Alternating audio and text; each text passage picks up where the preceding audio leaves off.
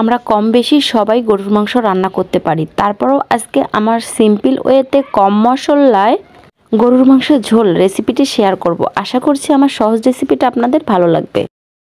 এখানে আমি গরুর মাংস কেটে ধুয়ে পরিষ্কার করে নিয়েছি। এখন চুলায় একটি প্যান বসিয়ে পরিমাণ মতো তেল দিয়ে দিয়েছি। দিয়ে দিলাম দারুচিনি, তেজপাতা আর দিয়ে দিলাম 2 কাপ পেঁয়াজ। পেঁয়াজটা একটু সামান্য আমি ভেজে নিব।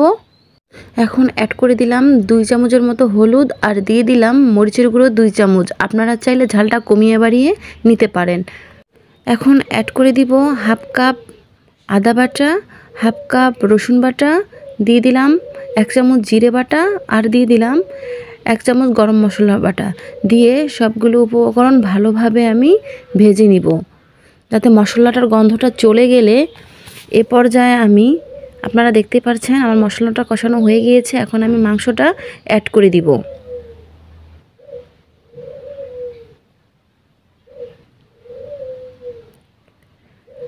এখন সবগুলো আমি ভালোভাবে কষিয়ে নিব। আর মাংসটা অবশ্যই একটু সময় নিয়ে কষাতে হবে, কারণ একটা কথাই আছে যে মাংস যত বেশি কষানো হবে এর টেস্ট অনেক বেশি হবে। আমার প্রায় মাংসটা কষানো হয়ে গিয়েছে আর আমার মনে হচ্ছে এখান থেকে অনেক পানি ছেড়ে দিবে। তাই আমি এর মাঝে কোনো পানি অ্যাড না করে কষানো শেষ হয়ে গেলে এখন আমি ঢাকনা দিয়ে দিব। আধা ঘন্টা পর ফিরে আসলাম। দেখতেই পাচ্ছেন আমার মাংসের লুকটা চেঞ্জ হয়ে গিয়েছে আর প্রায় হয়েও আসছে। এর মধ্যে দিয়ে দিলাম হাফ চামচের মতো ধনিয়ার গুঁড়ো।